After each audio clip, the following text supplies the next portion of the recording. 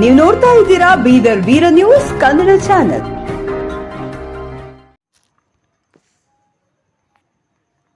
ಅತಿವೃಷ್ಟಿಯಿಂದ ಹಾನಿಯಾದ ಪ್ರದೇಶಗಳಿಗೆ ಮುನೀಶ್ ಮೊಗ್ದಿಲ್ ಭೇಟಿ ಪರಿಶೀಲನೆ.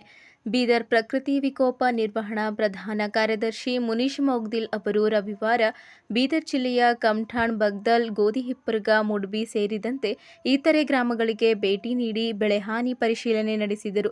ಜಿಲ್ಲೆಯಲ್ಲಿ ಅತಿವೃಷ್ಟಿಯಿಂದ ಉಂಟಾದ ಹಾನಿಯ ಬಗ್ಗೆ ಅಧಿಕಾರಿಗಳಿಂದ ಮಾಹಿತಿ ಪಡೆದರು. ಇಂದು ನಡೆಯುವ ಮುಖ್ಯಮಂತ್ರಿಗಳ ಜೊತೆಗಿನ ವಿಡಿಯೋ ಸಂವಾದದಲ್ಲಿ ಅತಿವೃಷ್ಟಿಯಿಂದ ಆದಂತಹ ಹಾನಿಯ ಬಗ್ಗೆ ಸಂಪೂರ್ಣ ಮಾಹಿತಿ ನೀಡುವುದಾಗಿ ತಿಳಿಸಿದ್ದರು.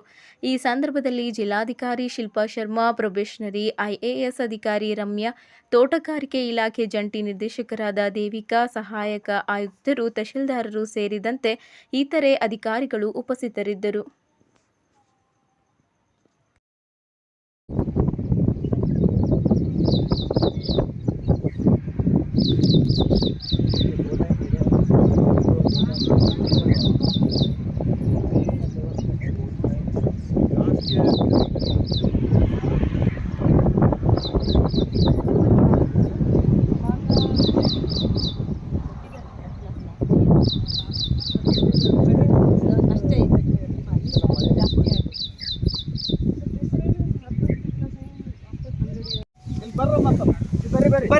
ಬರ್ರಿ ಕಡೆ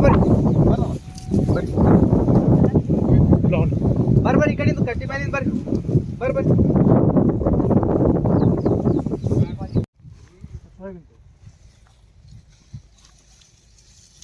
It is green gum. It is already harvested.